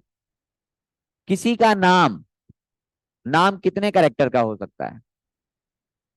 अगर ये बताओ, मैं शॉर्ट नेम की बात छोड़ दूं, शॉर्ट नेम की बात छोड़ूं, किसी का नाम कितने कैरेक्टर, दो कैरेक्टर का किसी का नाम हो सकता है कि नहीं? नहीं हो सकता। शॉर्ट नेम हो सकता है लेकिन किसी का नाम दो कैरेक्टर का नहीं हो सकता है। किसी भी नाम को बनाने के लिए एटलीस्ट तीन कैरेक्टर होने चाहिए। इसके लिए वैलिडेशन लगा सकते हो, वैलिड नेम के लिए। तो ईमेल, ईमेल में क्या कंपलसरी होता है? @ और डॉट। इसके लिए आप वैलिडेशन लगा सकते हो। कहने का मतलब ये है कि ब्राउजर पे ही आपको फॉर्म के डेटा को चेक कर लेना कि वैलिड है या इनवैलिड। तो ये जेएस प्रोवाइड प्रोवाइड करता है क्लाइंट साइड वैलिडेशन। ओके ना? JS is simple. DOM traversing क्या है समझना। डॉम का मतलब दो चीजें होती हैं, एक डॉम होता है और एक होता है बॉम। ब्राउजर ऑब्जेक्ट मॉडल और document object model. Browser object model और document object model. Browser object model और डॉक्यूमेंट ऑब्जेक्ट मॉडल। देखो कहने का मतलब ये है कि मान लो ये डॉम होता क्या है? डॉम का मतलब ये है कि जो भी आप पेज बनाते हो जावा स्क्रिप्ट के लैंग्वेज में, आप अभी इतना ही समझो कि जो भी हमारा पेज है, ये जैसे हमारा होम पेज है, तो इस पूरे पेज को बोलते हैं जावा स्क्रिप्ट के लैंग्वेज में ऑब्जेक्ट, सॉरी डॉक्यूमेंट बोलते हैं। ये हमारा अबाउट अस डॉक्यूमेंट बोलेंगे, जावा स्क्रिप्ट के लैंग्वेज में क्या बोलेंगे? डॉक्यूमेंट। ठीक है? जावा स्क्रिप्ट के लैंग्वेज में क्या बोलेंगे? इस पेज को डॉक्यूमेंट बोलेंगे, डॉक्यूमेंट। और इसके अंदर के जो टैग होंगे वो जावा स्क्रिप्ट के लैंग्वेज में उसको बोलेंगे ऑब्जेक्ट। क्या बोलोगे? ऑब्जेक्ट जो होता है collection of property and method होता है, आगे देखोगे। अभी के लिए आप बस इतना समझो कि जो ऑब्जेक्ट होता है, ये जो आप टैग यूज करते हो, H1 tag, B1 B tag, division tag, IMG tag, video tag, audio tag, जितने भी टैग्स हैं वो सब जावा स्क्रिप्ट के लिए क्या है? ऑब्जेक्ट हैं। डिवीजन को जावा स्क्रिप्ट के लैंग्वेज में टैग नहीं बोलोगे, क्या बोलोगे? ऑनलाइन बताओ क्या बोलोगे? ऑब्जेक्ट बोलोगे। और उस पेज को क्या बोलोगे? डॉक्यूमेंट। डॉक्यूमेंट, पूरे इस पेज को बोलते हैं डॉक्यूमेंट। और उसके अंदर का जो टैग है, आपने पूरा HTML head section body section बनाए, वो पूरा पेज क्या कहलाएगा? पूरा पेज क्या कहलाएगा? डॉक्यूमेंट। और उसके अंदर जो टैग यूज हुए हैं उसको क्या बोलोगे? ऑब्जेक्ट। डिवीजन एक ऑब्जेक्ट, पैराग्राफ एक ऑब्जेक्ट, बी टैग एक ऑब्जेक्ट, IMG एक ऑब्जेक्ट, जितने भी टैग्स हैं उसको ऑब्जेक्ट बोलोगे। तो देखो डॉम ट्रेवर्सिंग क्या होता है और डॉम मैनिपुलेशन क्या होता है। सपोज करो कि मैंने एक टेक्स्ट बॉक्स बनाया है, एक टेक्स्ट बॉक्स बनाया है, ये टेक्स्ट बॉक्स है। और ये टेक्स्ट बॉक्स है, ये क्या है? ये इनपुट है ना। ये इनपुट, और इनपुट जावा स्क्रिप्ट के लैंग्वेज में क्या है? ऑब्जेक्ट है। ये ऑब्जेक्ट है। तो ये बताओ कि हमारा, हम चाहते हैं कि एक बटन बनाए हैं, एक यहां पे बटन बनाए, और बटन में मैंने कर दिया सेव। हम चाहते हैं या प्रिंट डेटा या सेट डेटा। हम चाहते हैं कि बटन पे क्लिक करने पे, सुनना, हम चाहते हैं बटन पे क्लिक करने पे इसकी वैल्यू, इसमें कोई वैल्यू सेट कर देना, या हम चाहते हैं कि दो टेक्स्ट बॉक्स बनाया, सुन लो इधर देखो। हम चाहते हैं इसमें पहले से राम लिखा है, इसमें पहले से राम लिखा है, और बटन पे क्लिक करने पे हम इसके वैल्यू को चेंज करना चाहते हैं। राम लिखा था, और हम चाहते हैं बटन पे जब क्लिक करें तो यहां पे इसका डेटा चेंज होके कुछ और हो जाए, टेकपाइल टेक्नोलॉजी लिख जाए। तो इस ऑब्जेक्ट में कुछ चेंजेस कर रहे हो, बताओ। टेकपाइल टेक्नोलॉजी, हमने कर लिया टेकपाइल टेक्नोलॉजी। तो आप बताओ इस ऑब्जेक्ट में कुछ चेंजेस कर रहे हो कि नहीं? पहले लिखा था राम, और इस ऑब्जेक्ट में आप बटन पे क्लिक करने पे टेकपाइल लिख दे रहे हो, तो इस ऑब्जेक्ट में चेंज कर रहे हो। मैन्युपुलेशन का मतलब क्या है? चेंजेस करना, मैन्युपुलेट करना, चेंज करना, बोलो। तो इस डॉक्यूमेंट के अंदर प्रेजेंट इस ऑब्जेक्ट में आप कुछ चेंजेस कर रहे हो तो इसी प्रोसेस को बोलते हैं document object model manipulation. Change कर रहे हो, ट्रेवर्स करना। हम चाहते हैं कि कैलकुलेटर बनाना है, सुनो। हम चाहते हैं कि इसमें एक टेक्स्ट बॉक्स है और इसमें 10 लिखा और यहां पे लिखा 20, यहां पे लिखा है 20, समझो। और यहाँ पे हम चाहते हैं प्लस लिख दें, यहाँ पे प्लस, और प्लस पे क्लिक करने पे इन दोनों के डेटा को ऐड करके रिजल्ट प्रिंट करना, ऐसा चाहते हैं। तो डाम ट्रैवर्सिंग किसको बोलते हैं? इस ऑब्जेक्ट से पहले गेट करोगे तभी तो ये वैल्यू वैल्यू आपको ऐड करना है। अगर ये इनपुट है, टैग को क्या बोलेंगे? ऑब्जेक्ट। ऑब्जेक्ट बोलेंगे, पूरे पेज को क्या बोलेंगे? डॉक्यूमेंट। डॉक्यूमेंट ऑब्जेक्ट के अंदर प्रेजेंट ये ऑब्जेक्ट है और ये इसमें 10 लिखा है, इसमें 20 लिखा है। तो हमें ऐड करना है तो पहले ट्रैवर्स करना पड़ेगा, हमें गेट करना पड़ेगा उसके टैग को और उसके अंदर के कंटेंट को। हमें 10 और 20 गेट करोगे तभी तो आप उस पर मैनिपुलेशन, उस पर कुछ एडिशन परफॉर्म कर पाओगे। तो जब किसी ऑब्जेक्ट से डेटा को गेट करते हैं तो उसको बोलते हैं क्या? क्या बोलते हैं? DOM traversing. जब किसी भी ऑब्जेक्ट से कुछ डेटा आप गेट करते हो तो आप उसको बोलोगे डॉम ट्रैवर्सिंग। और मैनिपुलेशन क्या होता है? जब चेंजेस करते हो। हमारा कोई टैग है, हम चाहते हैं कि हमारा कोई इमेज है, हमारा कोई इमेज है और इमेज में abc.jpg लगा है और हम चाहते हैं इसी इमेज पे क्लिक करने पे इमेज चेंज हो जाए। इसी इमेज पे क्लिक करने पे मान लो हमारा xyz.jpg लगा देना है, हमारा ऐसा रिक्वायरमेंट है। तो ये img टैग है, img टैग है। और इस टैग में कुछ हम चेंजेस कर रहे हैं, तो इस चेंजेस कर रहे हैं तो इसको बोलेंगे डॉम मैनिपुलेशन। और जब गेट करते हैं, उस ऑब्जेक्ट से कुछ गेट करते हैं तो उसको बोलते हैं DOM traversing. DOM manipulation, DOM traversing. चलो, इवेंट हैंडलिंग। बहुत सारे आप देखना, इवेंट हैंडलिंग, बहुत सारे इवेंट जावास्क्रिप्ट में होते हैं। आप कोई भी कोड बटन के क्लिक करने पे एग्जीक्यूट करना चाहते हो, ऑन क्लिक इवेंट होता है। अभी इवेंट पढ़ोगे, परेशान होने की जरूरत नहीं है। कोई भी हमें कोड बटन के क्लिक करने पे एग्जीक्यूट करना है, ऑन क्लिक इवेंट है। कोई भी कोड हमें बटन पे डबल क्लिक करने पे एग्जीक्यूट करना है, on DBL click event event है। कोई भी कोड हम चाहते हैं कि ड्रॉप डाउन लिस्ट की वैल्यू को चेंज करने पे एग्जीक्यूट करना, ऑन चेंज इवेंट है। हम चाहते हैं माउस ले जाने पे कोई कोड को एग्जीक्यूट करना, ऑन माउस ओवर इवेंट है। On mouse leave event, on की प्रेस इवेंट, ऑन की up event, on change event, on context menu event. ऐसे बहुत सारे इवेंट जावास्क्रिप्ट में होते हैं। ठीक है। तो इसमें फंक्शन को हैंडल करने के लिए, फंक्शन के कोड को कॉल करने के लिए बहुत सारा इवेंट यूज होता है। फंक्शन को हैंडल करने के लिए, फंक्शन के कॉलिंग के लिए बहुत सारा इवेंट हम लोग यूज करते हैं। फंक्शन के कोड को एग्जीक्यूट करना है बटन के क्लिक करने पे, ऑन क्लिक। डबल क्लिक करने पे एग्जीक्यूट करना है, on DBL click. On change पे करना है, आप चाहते हो फाइल अपलोड कर रहे हैं उसका वैल्यू चेंज हो तब करना है। तो बहुत सारी चीजें इसमें होती हैं। फास्ट एग्जीक्यूशन, इसका एग्जीक्यूशन बहुत फास्ट होता है।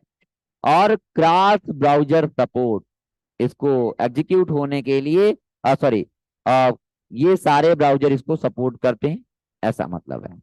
जावा स्क्रिप्ट को सीखने के लिए, जावा स्क्रिप्ट को सीखने के लिए कोई आपको सॉफ्टवेयर की नीड नहीं है, परचेज करने की नीड नहीं है। आपके पास कोई भी एक टेक्स्ट एडिटर होना चाहिए और कोई भी एक आपके पास वेब ब्राउजर होना चाहिए जिसको आप, जहां पे जावा स्क्रिप्ट को रन कर सकते हो। अब देखो, मैं बात करूं जावा स्क्रिप्ट पे, तो JavaScript types of ways to write JavaScript, write JS code in our page. कितने वेज हैं बताओ? इन, आप सीएसएस की बात करो, सीएसएस कितने तरीके से? External, internal, inline. लेकिन जावा स्क्रिप्ट की मैं बात करूं तो एक होता है इंटरनल जेएस, इंटरनल जावा स्क्रिप्ट, और एक होता है एक्सटर्नल जावा स्क्रिप्ट। एक्सटर्नल जेएस इनलाइन नहीं होता है। अब देखो इंटरनल जेएस कहाँ लिखा जाता है, जैसे इंटरनल सीएसएस कहाँ लिखा जाता था, स्टाइल टैग के अंदर, वैसे ही इंटरनल जावा स्क्रिप्ट लिखा जाएगा स्क्रिप्ट टैग के अंदर। चलो, और ये एक्सटर्नल जेएस में क्या होगा कि आप जेएस का कोड अलग अलग लिखोगे, जैसे मान लो मैंने बना लिया P1 और इसका एक्सटेंशन करोगे डॉट जेएस, है ना, उसमें केवल जावा स्क्रिप्ट का कोड रहेगा और आपको उसको लिंक कराना पड़ेगा, जैसे सीएसएस को एक्सटर्नल सीएसएस को लिंक करते थे वैसे एक्सटर्नल जेएस को भी लिंक करोगे। क्या लिखना पड़ेगा, स्क्रिप्ट और स्क्रिप्ट की क्लोजिंग, और उसके बाद आपको लिंक करना है तो एस आर सी जैसे bootstrap dot bundle dot JS को लिंक कराया था वैसे ही आप अपना फाइल भी यूज कर सकते हो। तो P1 डॉट जेएस इसका जो लोकेशन होगा लोकेशन डॉट जेएस। तो ऐसे इतने तरीके हैं। चलो, तो हमें पहला फंक्शन देखना है alert function. Alert function, alert function is used to display output on run time. ठीक है, हमें क्या करना है, अलर्ट फंक्शन, और मैं बात करूं alert function is located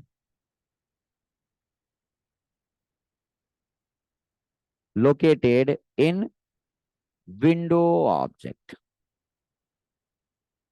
window object, जो अलर्ट फंक्शन है किस ऑब्जेक्ट के अंदर प्रेजेंट है, विंडो ऑब्जेक्ट के अंदर। यहाँ पे देखो जैसे आपने पढ़ा होगा, जैसे पाइथन के जो स्टूडेंट हैं वो मॉड्यूल का कॉन्सेप्ट पढ़े हैं। ठीक है, मॉड्यूल जैसे सी सबने पढ़ा होगा ना, सी पढ़ा है तो सी में क्या होता है, हेडर फाइल होते हैं जिसके अंदर मेथड होते हैं और प्रॉपर्टी होता है। आपको पता है कि सी में प्रोग्राम बनाते हो तो मेन फंक्शन को कॉल करना है, इनपुट आउटपुट दिखाना है, प्रिंटेड प्रिंटफ और स्कैनफ यूज करना है। तो ये फंक्शंस जहां पे डिफाइन है उसको पहले क्या करते हो, इंपोर्ट करते हो, हेडर फाइल को इंक्लूड कराते हो कि नहीं। आपको प्रिंटफ और स्कैनफ यूज करना है अगर, तो आप बताओ कि stdio.h और console input output con IO.h include कराते हो, तभी तो आप प्रिंटफ और स्कैनफ यूज कर पाते हो, मेन फंक्शन यूज कर पाते हो। क्यों, क्योंकि ये फंक्शन उस हेडर फाइल के अंदर डिफाइंड है।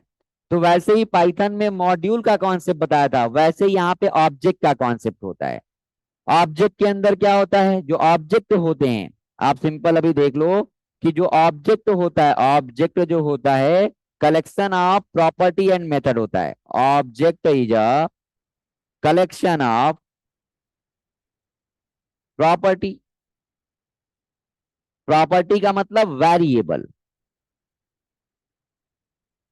एंड मेथड, मेथड्स का मतलब फंक्शन। यानी कि ऑब्जेक्ट के अंदर क्या क्या होते हैं, प्रॉपर्टी। अगर ऑब्जेक्ट है, अगर ऑब्जेक्ट है तो ऑब्जेक्ट के अंदर क्या होगा, बहुत सारे वेरिएबल डिफाइन किए गए होंगे, जैसे एक्स कर दिया, वाई कर दिया, जेड कर दिया, और बहुत सारे मेथड होंगे, यानी कि फंक्शन हो गया डेमो 1 डेमो 2। ये खुद का भी ऑब्जेक्ट बनाना हम आपको बताएंगे, फंक्शन डेमो 2। ठीक है, तो जो ऑब्जेक्ट होता है, जैसे x = 10 कर दिया, y = 20 कर दिया, z = 30 कर दिया, तो ये कलेक्शन है किसका, प्रॉपर्टी एंड मेथड का, वेरिएबल और फंक्शन का। और जब भी आपको ऑब्जेक्ट्स, अगर मैं बात करूं आगे बताऊंगा कि यहाँ पे ऑब्जेक्ट बनाने के लिए करली ब्रेसेस का यूज करते हैं और की और वैल्यू के पेयर में ऑब्जेक्ट को होल्ड कराते हैं। तो चलो अभी रहने दो इसको, हमें क्या करना है, जब भी ये अगर ऑब्जेक्ट मान लो इसके अंदर हमारा जो मेंबर है, ये जो मेंबर्स हैं XYZ और फंक्शन डेमो 1 डेमो 2 है, इसके अंदर ये मेंबर्स हैं, ये सब क्या है, मेंबर्स हैं। तो जब भी आपको इसको यूज करना है, जब भी आपको इसको यूज करना है तो डायरेक्टली यूज नहीं कर सकते हो। आपको मेंबर को एक्सेस करने के लिए क्या करना पड़ता है, object name dot member name. क्या लिखोगे, object name dot member name, object name dot member name, object name dot, हमने कर लिया ऑब्जेक्ट इसके अंदर डिफाइंड है। तो ऑब्जेक्ट, ये एग्जांपल मैं बता रहा हूं आपको, डेमो वन फंक्शन है ये, ऑब्जेक्ट डॉट डेमो टू। अब अब देखो यहाँ पे, तो वैसे ही विंडो ऑब्जेक्ट है ये, विंडो ऑब्जेक्ट के अंदर कौन सा फंक्शन डिफाइन है, अलर्ट फंक्शन। तो क्या लिखोगे, विंडो डॉट, विंडो क्या है, एक ऑब्जेक्ट है। ऑब्जेक्ट क्या होता है, collection of property and method. Property क्या है, वेरिएबल, मेथड क्या है, फंक्शन। यानी कि इस विंडो ऑब्जेक्ट के अंदर, विंडो ऑब्जेक्ट के अंदर बहुत सारे फंक्शंस और वेरिएबल हैं। ठीक है, अगर मैं बात करूं तो ब्राउजर से रिलेटेड, अगर मैं बात करूं विंडो क्या है, देखो अगर मैं नेक्स्ट पेज पे आता हूं, मैं सिंपल अलर्ट करके दिखाता हूं। मैंने बताया कि अलर्ट फंक्शन का यूज क्यों करते हो, रन टाइम पे आउटपुट को डिस्प्ले करने के लिए, यही तो बताया। तो देखो, सेव कर लिया, एक जावा स्क्रिप्ट नाम का फोल्डर क्रिएट कर लेते हैं, एक जेएस नाम का फोल्डर क्रिएट कर लो, और सभी लोग साथ साथ करो।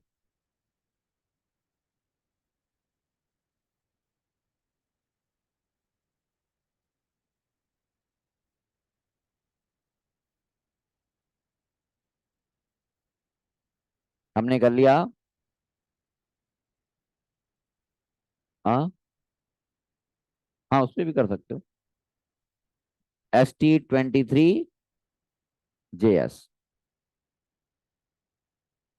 ST23 JS, देखो ST23 JS, इसी के अंदर हमें सेव करना है। यहाँ पे आते हैं, ये मैं कौन सा जावा स्क्रिप्ट लिख रहा हूं, आप बताओ।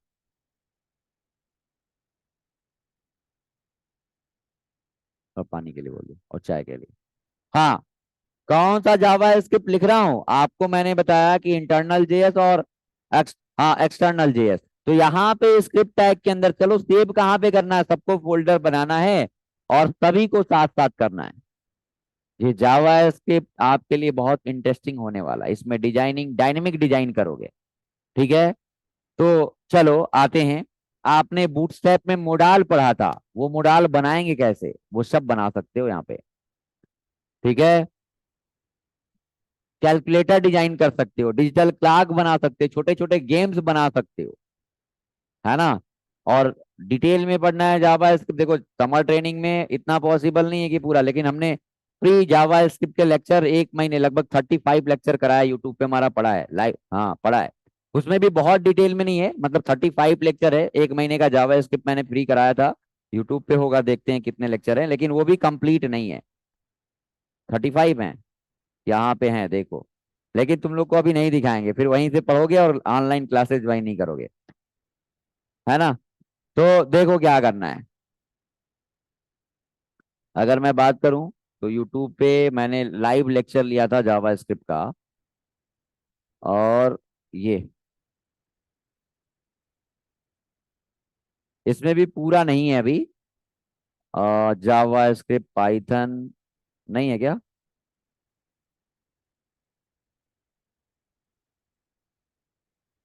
हाँ ये है, 34 लेक्चर है यहाँ पे।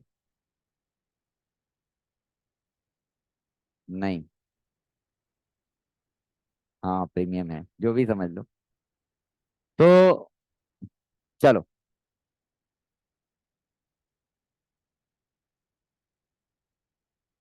चलो आते हैं।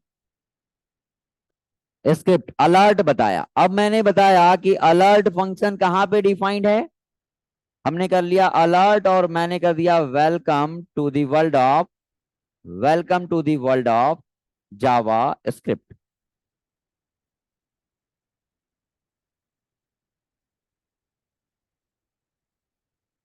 Welcome to the world of JavaScript. 3 दिन तुम लोग जावा स्क्रिप्ट पढ़ लो, और 3 दिन जे क्वेरी। जे क्वेरी भी बहुत इंपॉर्टेंट है, इसी का लाइब्रेरी है। जैसे HTML CSS पढ़ा, उसका लाइब्रेरी क्या था, बूटस्ट्रैप, है ना। तो वैसे ही एडवांस चीजें हैं, इसका जावा स्क्रिप्ट से एडवांस है jQuery।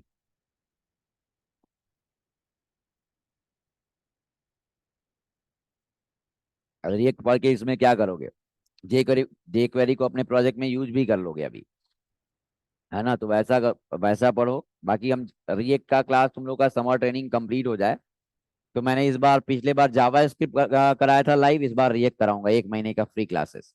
हाँ, यूट्यूब पे चलेगा। 1 महीने का फ्री रिएक्ट की क्लासेस मैं लाइव कराऊंगा, ट्रेनिंग खत्म होने के बाद। ठीक है। लाइव लेक्चर शाम में 4 बजे देखता हूँ, मैं लूंगा। क्योंकि पहले रिएक्ट पढ़ने से पहले आपको जावा स्क्रिप्ट आना चाहिए, पूरा डिटेल में जावा स्क्रिप्ट आना चाहिए, तब आप रिएक्ट पढ़ पाओगे, नहीं तो कुछ समझ नहीं आने वाला है। तो पहले तो जावा स्क्रिप्ट पढ़ाना पड़ेगा। जावा स्क्रिप्ट का जितना मैंने वीडियो 35 लेक्चर कराया, उसके आगे का मैं और कराऊंगा, पूरे एडवांस जावा स्क्रिप्ट, एक्मा स्क्रिप्ट 2021 का। उसके बाद चलो आता हूँ, यहाँ पे इसको सेव कर लेता हूँ, ST23, और कर लिया ST23JS। यहाँ पे आता हूँ, demo1.html। अब देखो, इंटरनल जेएस लिखोगे तो उसका एक्सटेंशन क्या होगा, .html। जैसे इंटरनल सीएसएस लिखते थे, एक्सटेंशन क्या था, .html। वैसे ही रन करा लेते हैं, देखो। तो ये हमारा मैसेज आया, welcome to the world of JavaScript. लेकिन अब ये बताओ कि मैंने तो आपको भाई साहब बताया था कि जावा स्क्रिप्ट जो है विंडो ऑब्जेक्ट के अंदर है, ये कैसे विदाउट ऑब्जेक्ट रन कर गया। इसका सही सिंटेक्स क्या है कि आप लिखोगे विंडो डॉट, हाँ, विंडो डॉट अलर्ट। ये विंडो ऑब्जेक्ट के अंदर है। और ये देखो, अभी भी रन किया। तो विंडो जो ऑब्जेक्ट है, ये प्राइमरी ऑब्जेक्ट है जावा स्क्रिप्ट का। ये अपने फंक्शन के साथ क्या होता है, बाय डिफॉल्ट अटैच्ड होता है, अपने मेंबर्स के साथ बाय डिफॉल्ट अटैच्ड होता है। ये ऑप्शनल है, आप करो, अटैच करो या ना करो, कोई दिक्कत नहीं है। तो यहाँ पे मैंने विंडो नहीं लिखा था, ओरिजिनल सिंटेक्स क्या है, ये है। हाँ, लेकिन हाँ, लिखना नहीं है, ये ऑप्शनल है। हाँ, क्योंकि ये नहीं भी लिखोगे तो अटैच्ड कर लेगा, बाय डिफॉल्ट ये अटैच्ड होता है अपने मेंबर्स के साथ। तो विंडो, आपने देखा कि यहाँ पे विंडो क्या है, विंडो, ठीक है। तो window is a primary object of JavaScript, primary object of JavaScript, JavaScript, Amit Chauhan. JavaScript, window is the primary object of JavaScript, providing member, यानी कि मेंबर में क्या होगा, मेंबर, बताओ मेंबर में क्या होगा, वेरिएबल हो सकता है, और कौन कौन से अभी देखना, variables and functions, providing member related to, related to browser object model. एक होता है डॉक्यूमेंट ऑब्जेक्ट मॉडल, और एक होता है ब्राउजर ऑब्जेक्ट मॉडल। अब देखो, ब्राउजर ऑब्जेक्ट मॉडल, यानी कि जिसको बोलते हैं क्या, बॉम। बॉम से रिलेटेड क्या करता है, ब्राउजर ऑब्जेक्ट मॉडल से रिलेटेड ये कुछ मेंबर्स प्रोवाइड करता है, वेरिएबल और प्रॉपर्टी और मेथड प्रोवाइड करता है, BOM, DOM and BOM. Browser object model, document object model. Document क्या होता है, आपको पता है कि ये व्हाइट वाला सेक्शन है, ये समझ लो, ये आपका हो गया डॉक्यूमेंट। इससे रिलेटेड आपको जो भी चेंजेस करना है, ये हो गया आपका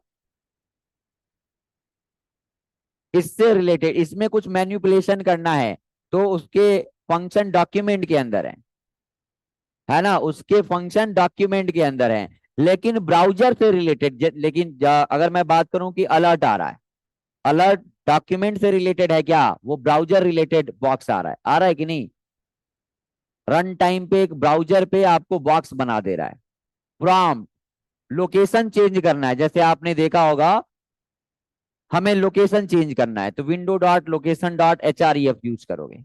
वो ब्राउजर से रिलेटेड है, ये आपके डॉक्यूमेंट से रिलेटेड नहीं है कि हमारे H1 टैग में, IMG टैग में कुछ चेंजेस करना है, कुछ मैनिपुलेशन करना है। तो ये ब्राउजर, ये विंडो कितने फंक्शन प्रोवाइड करता है देखो। तो विंडो के अंदर बहुत सारे मेथड होते हैं, देख लो। विंडो, इससे इसके अंदर बहुत सारे फंक्शन है, जैसे अलर्ट फंक्शन है, आपने अभी देखा। और ये प्राइमरी ऑब्जेक्ट है जावा स्क्रिप्ट का। ये आपको बताया कि अगर अटैच नहीं करोगे तो भी बाय डिफॉल्ट अटैच होगा अपने फंक्शन, अपने मेंबर के साथ। यानी कि अलर्ट फंक्शन है तो अलर्ट ऐसे लिख लो। ये इसका ओरिजिनल सिंटेक्स क्या है, विंडो डॉट अलर्ट। लेकिन ये ऑप्शनल है, ये प्राइमरी ऑब्जेक्ट है जावा स्क्रिप्ट का। आप इसको लिखो या ना लिखो, ये अपने मेंबर के साथ बाय डिफॉल्ट अटैच्ड होता है, दोनों ही एग्जीक्यूट होगा। केवल विंडो, अगर डॉक्यूमेंट होगा तो हमेशा लिखना पड़ेगा document dot gate element by ID, document dot query selector, ये लिखना पड़ेगा।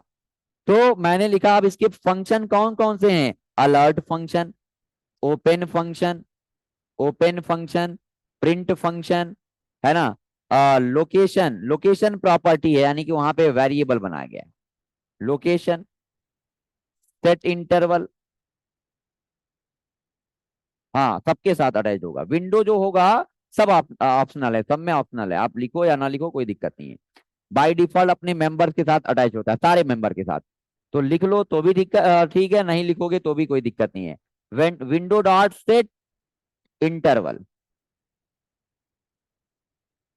Window dot set interval, window dot, अगर मैंने कर लिया सेट टाइम आउट, ये सारे फंक्शन हम लोग देखेंगे। Set time out function, clear interval, clear interval, है ना। ओपन फंक्शन, ऐसे बहुत सारे, प्ले फंक्शन,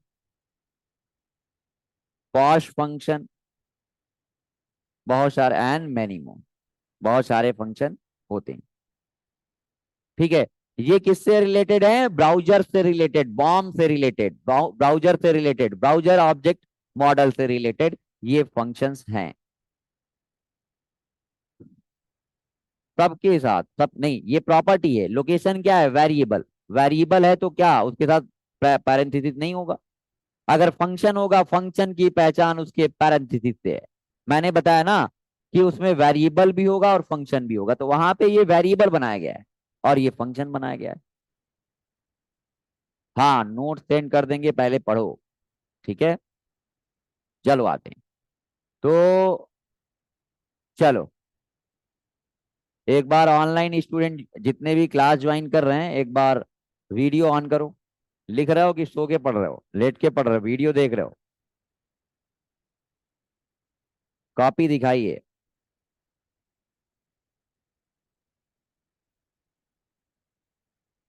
ये जितने लोग हो आज राउंड पे सबके घर जहां भी रहते हो हम राउंड पे आएंगे, देखेंगे क्या कर रहे हो, कभी भी आ सकते हैं।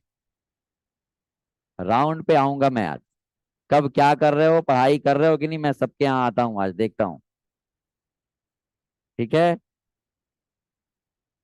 अविनाश मौर्य, कुंदन, राज वर्मा, हर्ष, आयुष दत्त, वैभव, ठीक है, माइक्रोसॉफ्ट, अनुराग, राहुल यादव, मनीष, अंकित, राम लखन, देवानंद, ललित यादव, सौरभ, अभिजीत, रोमी, ठीक है, बहुत बढ़िया। चलो ठीक है, प्रॉपर नोट, अंकित, अंजलि राजपूत, कौशल सिंह, साक्षी मिश्रा, ठीक है, बढ़िया। वैभव, ठीक है, बहुत बढ़िया, चलो। ललित यादव, आशुतोष कुमार, GPRM, प्रिया वर्मा, पीयूष, हाँ ठीक है, प्रांशु, आकाश, सीमान शुक्ला, स्वाति, श्रेयांश पांडे, ठीक है, विनीत मिश्रा, शुभ, अर्पित शर्मा, अंजलि, उज्जवल, अश्वनी यादव, सुंदरम, अभिषेक कुमार, हर्ष सिंह, चलो ठीक है, योगेंद्र, वेरी गुड, चलो आकाश, बढ़िया, ऐसे पढ़ते रहो, बहुत अच्छी बात है, बहुत अच्छा लग रहा है देख के तुम लोगों को। कॉपी दिखा रहे हो, नोट दिखा रहे हो, बहुत अच्छा। ठीक है चलो, ऐसे अब रात में भी पढ़ाई होगी, पढ़ोगे ना डेली? बोलो। नहीं, हर नहीं पढ़ोगे? चलो तुम ऑफलाइन आ जाना। ठीक। चलो। बढ़िया।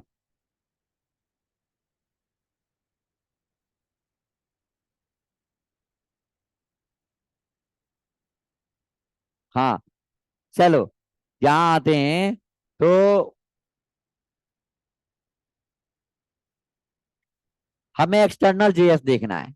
एक्सटर्नल जेएस के लिए क्या करोगे? यही अलर्ट। अगर मैंने बात किया कि HTML और हेड सेक्शन, हेड की क्लोजिंग, बॉडी सेक्शन, बॉडी की क्लोजिंग, सेव कर लेते हैं demo2.html। अब देखो, जावा स्क्रिप्ट मुझे यहाँ पे नहीं लिखना। हमने यहाँ पे HTML लिखा और जावा स्क्रिप्ट कहीं और लिखना चाहते हैं। नए पेज पे आते हैं, HTML पेज बना लिया, जावा स्क्रिप्ट किसी और पेज पे लिखना है, तो दूसरे पेज पे आ जाते हैं। और वही अलर्ट देना है, या तो हमने चलो वेरिएबल बनाना है। ये बताओ कि वेरिएबल डिक्लेयर करना है तो क्या यहाँ पे इंटीजर टाइप का वेरिएबल बनाना है? अब वेरिएबल में नहीं पढ़ाने वाला कि वेरिएबल क्या है, ये हर लैंग्वेज में आपने पढ़ लिया, टेक्नोलॉजी प्रोजेक्ट बना रहे हो। क्यों? वेरिएबल क्या होता है जानते हो ना? तो चलो, अब यहाँ पे वेरिएबल डिक्लेयर करने के लिए ये बताओ कि ये स्टैटिकली टाइप्ड लैंग्वेज है कि डायनेमिकली टाइप? बोलो। इस स्टैटिकली टाइप लैंग्वेज है जावा स्क्रिप्ट? स्टैटिकली टाइप लैंग्वेज है या डायनेमिकली टाइप? Dynamically type. क्यों? क्योंकि इसमें डेटा टाइप खुद से डिफाइन करने की जरूरत नहीं है। हमें वेरिएबल डिक्लेयर करना है। तो वेरिएबल डिक्लेयर करने के लिए तीन टाइप के कीवर्ड यूज किए जाते हैं, जिसमें से हम एक कीवर्ड देखेंगे। कौन सा? वैर कीवर्ड। बाकी दो के बारे में जानना है तो आप हमारा चैनल पे वीडियो विजिट करो, क्योंकि अगर वेरिएबल पे मैं बात करूं तो वेरिएबल पे 2 दिन लग जाएंगे। और तो क्या करना है? वैर कीवर्ड। वैर कीवर्ड का यूज करके देखो, यहाँ पे आपको क्या करना है? आपको किसी भी टाइप का वेरिएबल बनाना है तो यहाँ पे इंट, फ्लोट, स्ट्रिंग और बूल नहीं लिखना, या बुलियन नहीं लिखना। आपको किसी भी टाइप का वेरिएबल डिक्लेयर करना है, वैर कीवर्ड यूज कर लीजिए। आपको इंटीजर टाइप का वेरिएबल बनाना है, वैर। आपको स्ट्रिंग टाइप का, वैर। आपको फ्लोट टाइप का वेरिएबल डिक्लेयर करना है, वैर। वैर से सारा काम हो जाएगा। वैर हमने कर लिया num1, num1 इक्वल कर लिया 20। एक और वेरिएबल बना लिया num2 और इक्वल कर लिया 30। दोनों को ऐड करना है तो एक आरईएस बना लिया, एक वैर और आरईएस बना लिया, और num1 प्लस क्या कर लिया? num1 प्लस num2 कर लिया। ठीक है, प्रिंट कर लिया। हमें डेटा को प्रिंट करना है, हमें डेटा को प्रिंट करना है। तो डेटा को प्रिंट करने के लिए चलो इसको सेव कर लेते हैं। अब ये बताओ कि ये हमारा, इसमें कोई टैग यूज नहीं हुआ है, इसमें कोई टैग यूज नहीं हुआ है। इसमें हम केवल जावा स्क्रिप्ट का कोड लिख रहे हैं, ऐसा नहीं है। आप बताओ कि एक्सटर्नल सीएसएस बनाते थे तो स्टाइल टैग एक्सटर्नल सीएसएस वाले फाइल में लिखते थे क्या? नहीं। वैसे क्या यहाँ पे स्क्रिप्ट टैग लिखेंगे क्या? नहीं। इसमें केवल और केवल जेएस का कोड होगा। हमने बना लिया। इसके डेटा को प्रिंट करना है तो कौन सा function? Print function. Sorry, print नहीं, यहाँ पे पाइथन में प्रिंट होता है, यहाँ पे क्या होता है? अलर्ट। देखो, सारे लैंग्वेजेस पढ़ाने में कंफ्यूजन हो जाता है, प्रिंट और अलर्ट है तो है ना। तो यहाँ पे प्रिंट फंक्शन का काम वो नहीं है, प्रिंट है लेकिन प्रिंट करना काम नहीं है इसका। इसमें डॉक्यूमेंट को प्रिंट करना है, जैसे पीडीएफ बनाना है। हम चाहते हैं कि हमारा प्रिंट है, ऐसा नहीं है, लेकिन हमारा यहाँ डॉक्यूमेंट पे आउटपुट दिखाने के लिए प्रिंट फंक्शन यूज नहीं करते हैं।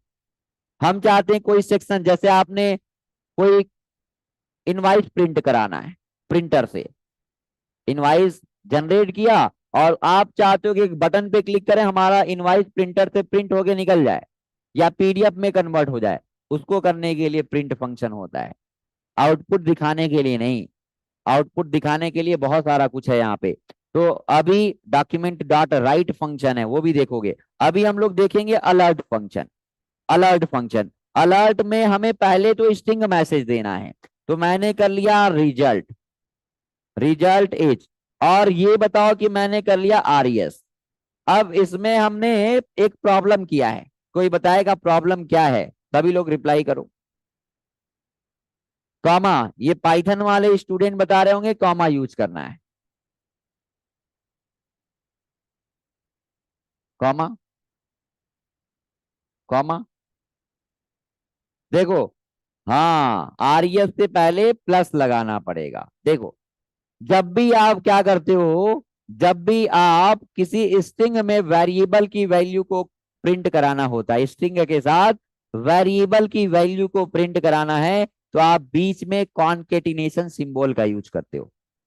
मैक्सिमम प्रोग्रामिंग लैंग्वेज में क्या यूज करते हैं? प्लस का यूज करते हैं। JavaScript plus, jQuery plus, React JS plus, Angular JS plus, Java plus, C sharp plus, हर जगह मैक्सिमम जगह पे क्या यूज करते हो? प्लस का यूज करते हो। अगर पीएचपी होगा तो क्या यूज करोगे? Dot symbol. और पाइथन है तो कॉमा। और बाकी जगह क्या यूज करोगे? प्लस। तो यहाँ पे क्या यूज कर लेंगे? प्लस का। ठीक है, तो चलो हमने प्रिंट करा लिया, इसको सेव करना है। सेव करना है तो कहाँ पे सेव करने बताओ? चलो, जहां पे मैंने अपने HTML पेज को रखा हुआ है देख लो। जहां मैंने HTML पेज को रखा हुआ है, कहाँ HTML पेज को रखा हुआ है? डेमो 2। ये डेमो 2 कहाँ रखा है बताओ तो, ध्यान दिया था? डेस्कटॉप पे। डेस्कटॉप पे आपने ST, ये जो है ST23 के अंदर, ST23JS, ये है ना, इसके अंदर मैंने इसका एक्सटेंशन क्या देना पड़ेगा आप बताओ? डॉट एक्सटेंशन, जैसे एक्सटर्नल CSS बनाते थे तो उसका एक्सटेंशन क्या होता था? Dot CSS। वैसे ही यहाँ पे क्या होगा? Dot JS, dot JS। तो हमने कर लिया P1.js। जैसे आप लिंक करते थे bootstrap.bundle.js, वैसे ही P1.js कर लिया। ठीक है, सेव कर लिया। इसी पेज को रन करा दें क्या? डॉट जेएस एक्सटेंशन वाले फाइल को रन नहीं करना है। आपको पता है कि ब्राउजर पे HTML पेज रन होता है, जेएस फाइल डायरेक्टली रन नहीं करा सकते हो। इस page co dot CSS extension वाले फाइल को रन कराते थे या HTML वाले को? HTML वाले को। तो वैसे ही यहाँ पे जेएस फाइल को रन नहीं करना है, किसको रन करना है? डॉट HTML को। तो डॉट HTML में कैसे अप्लाई होगा ये? पहले लिंक करना पड़ेगा। लिंक करने के लिए कौन सा टैग अभी बताया था, लिखवाया था? Script tag. और स्क्रिप्ट के अंदर कौन सा एट्रीब्यूट? SRC। सेम लोकेशन पे रखा है, नाम क्या है? P1.js, P1.js। ठीक है, और रन कराया। देखो, ये आया रिजल्ट इज 50। हमें अब रन टाइम पे इनपुट लेना है। हम चाहते हैं रन टाइम पे इनपुट लेना। जैसे अलर्ट बॉक्स आ रहा है, जैसे अलर्ट बॉक्स आ रहा है वैसे मुझे रन टाइम पे इनपुट लेना है। तो उसके लिए प्रॉम्प्ट फंक्शन होता है। चलो फिर से आते हैं नोट्स पे। ये विंडो ऑब्जेक्ट का हम लोग फंक्शन कवर कर